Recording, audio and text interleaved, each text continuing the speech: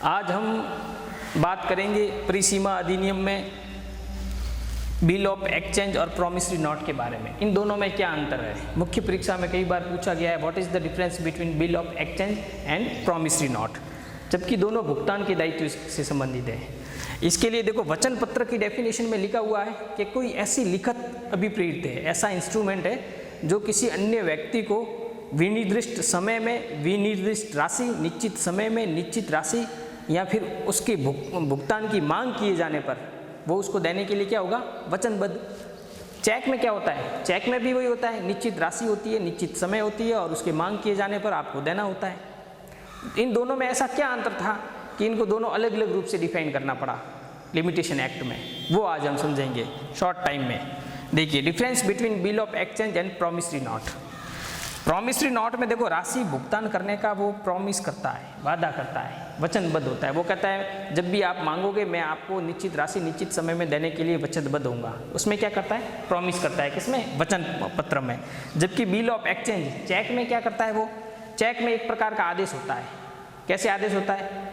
वो आदेश होता है उस बैंक के कर्मचारी के लिए, जो बैंक के कर्मचारी के लिए इस प्रकार का आदेश होता है कि आप इस व्यक्ति को मेरे बताए गए निर्देशों के अनुसार, यानी चेक में जो जो राशि लिखी है उसके अनुसार आप भुगतान करें। ये एक ऑर्डर होता है बिल ऑफ एक्सचेंज, वचन नहीं होता। सेकंड है कि स्वयं भुगतान करने का वचन देता है। बिल प्रॉमिसरी नोट में वो कहता है कि मैं आपको जब भी आपके द्वारा मांग किए जाने पर स्वयं भुगतान करने के लिए वचनबद्ध हूँ, स्वयं होता है। लेकिन यहाँ किसी दूसरे व्यक्ति को भुगतान का निर्देश देता है। चेक में, बिल ऑफ एक्सचेंज में किसको देता है निर्देश? बैंक को देता है, बैंक के उस कर्मचारी को देता है कि आप मेरी तरफ से ये भुगतान कीजिए, वो स्वयं भुगतान नहीं करता। तीसरा मेजर डिफेक्ट इसमें क्या है? दो पक्षकार। प्रॉमिसरी नोट में सिर्फ दो पक्षकार होते हैं, एक तो लिखित लिखने वाला और एक लेने वाला लिखित, तो सिर्फ दो ही पक्षकार होते हैं प्रॉमिसरी नोट में। जबकि बिल ऑफ एक्सचेंज विनिमय पत्र में, चेक वगैरह में तीन पक्षकार होते हैं, चेक लिखने वाला, चेक पाने वाला और तीसरा है कौन? बैंक। ये इसके मेजर डिफरेंट है। मुख्य परीक्षा में कई बार पूछा हुआ है। सिर्फ मुख्य परीक्षा के हिसाब से इतना ही पूछा जाएगा।